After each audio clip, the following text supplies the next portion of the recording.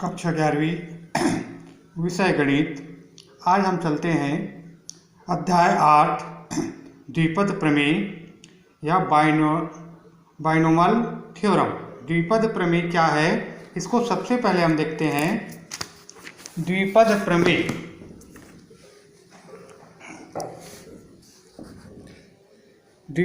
या binomial theorem, यदि n कोई घातांक हो तो x प्लस a के घात n के प्रसार को श्रेणी के रूप में प्रकट करने वाले प्रमेय को द्विपद प्रमेय कहते हैं। n कोई घातांक है तो x प्लस a के घात n के प्रसार को यदि श्रेणी के रूप में लिख दिया जाए तो वो कहलाता है द्विपद प्रमेय। यदि n एक धन पूर्णांक है तो यह प्रमेय धन पूर्णांक घातांक के लिए द्विपद प्रमेय कहलाती है। अब धन पूर्णांक घातांक के लिए द्विपद प्रमेय मतलब x प्लस a के घात n का प्रसार क्या होता है। यदि x तथा a दो कोई बीजीय राशियां हैं और n एक धनात्मक पूर्णांक है तो इसका यदि प्रसार किया जाए x प्लस a के घात n बराबर n c0, c का मतलब संचय है, x के घात n प्लस nc1 x के घात n minus 1 a plus nc2 x के घात n माइनस 2 a के घात 2 प्लस nc3 x के घात n माइनस 3 a के घात 3 प्लस ये इस तरह से बढ़ता हुआ ncr x के घात n माइनस r a के घात r प्लस ये जाएगा ncn x के घात n माइनस n और a के घात n, जहाँ nc0 nc1 nc2 ncr और nc0 जो है प्रसार में क्रमशः प्रथम द्वितीय तृतीय r+1वें और n+1वें पदों के प्रसार गुणांक हैं। तो ये आपको प्रसार बताया गया, यही द्विपद प्रमेय है, x प्लस a के घात n का प्रसार। इसका यदि सत्यापन किया जाए तो हम गणितीय आगमन सिद्धांत हमको मालूम है। यदि कोई कथन दिया गया है तो सबसे पहले कथन को Pn के बराबर माना जाता है। तो ये Pn बराबर x प्लस a के घात n, nc0 x के घात n माइनस 0 a के घात 0, इस तरह से ncr x के घात n माइनस r a के घात r या ncn x के घात n माइनस 1 a के घात n, इसको इक्वेशन नंबर 1 मानते हैं। अब सबसे पहले ये जो है Pn बराबर 1 के लिए दिया गया कथन, तो x प्लस a के घात 1 nc1 x के घात n माइनस 0 a के घात 0 प्लस nc1 x के घात n माइनस 1 a के घात 1 बराबर आएगा x प्लस a। मतलब P1 के लिए दिया गया कथन सत्य है। अब इसको मान लिया n बराबर k के लिए प्रमेय सत्य है, तो P n के जगह पर k x प्लस a के घात k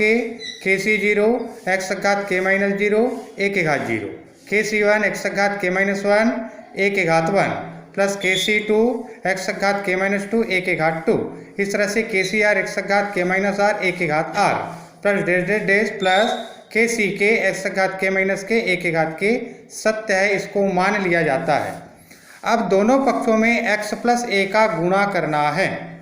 तो x प्लस a के घात k प्लस 1, k के स्थान पर k प्लस 1,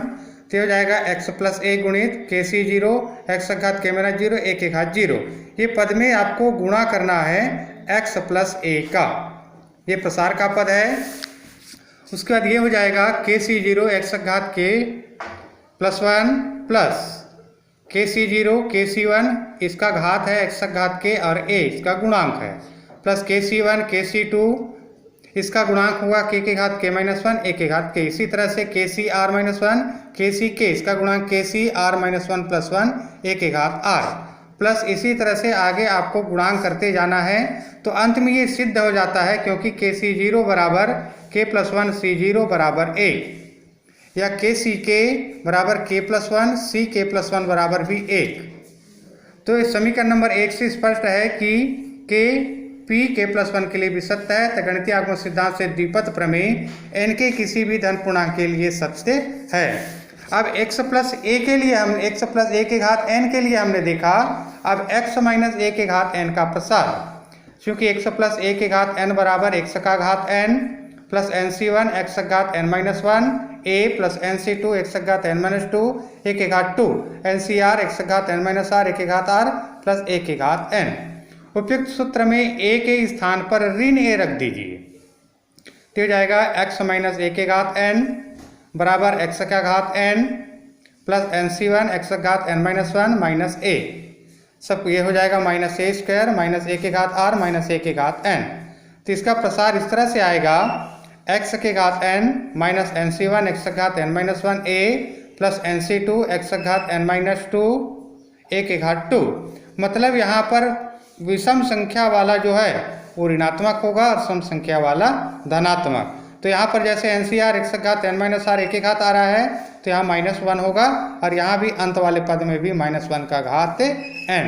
तो x प्लस a और x माइनस a के लिए द्विपद प्रमेय का प्रसार। इसी तरह से हमारे पास यदि 1 प्लस x का घात n है या 1 माइनस x का घात n का प्रसार करना है तो यह हमको मालूम है द्विपद प्रमेय क्या होता है।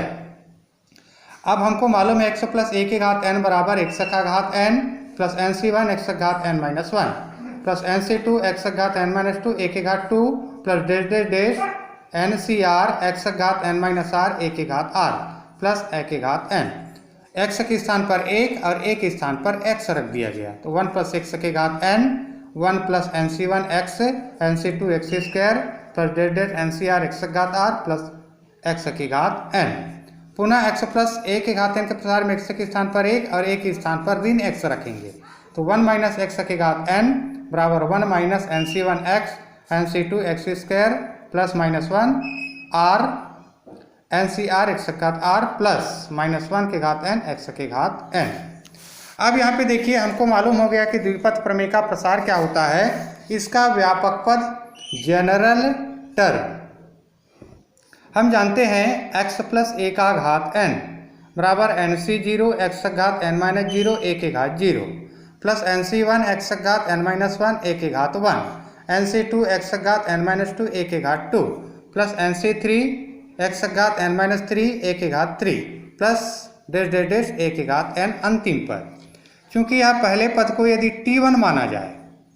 तो nc0 x का घात n माइनस 0 a के घात 0 पहला पद, दूसरे पद को t2 माना जाए तो nc1 x का घात n माइनस 1 a के घात 1 t3 nc2 x का घात n माइनस 2 a के घात 2। इस तरह से यदि इस क्रम में हम आगे की ओर बढ़ते जाएं तो tr प्लस 1 बराबर होगा ncr